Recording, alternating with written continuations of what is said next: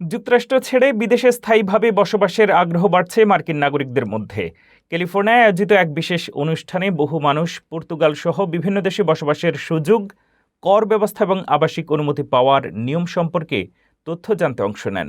আয়োজকদের মতে বিদেশে নতুন জীবন শুরু করতে আগ্রহীদের সংখ্যা গত কয়েক বছরে উল্লেখযোগ্যভাবে বেড়েছে। পরিসংখ্যান অনুযায়ী গত বছর প্রায় 1,80,000 মার্কিন নাগরিক বিদেশে চলে গেছেন। একই সঙ্গে দেশ ছেড়ে যাওয়া মানুষের সংখ্যা আগত মানুষের তুলনায় বেশি হওয়ায় দীর্ঘ সময়ের মধ্যে প্রথমবারের মতো যুক্তরাষ্ট্রের নিট অভিবাসন প্রবণতায় পরিবর্তন দেখা গেছে।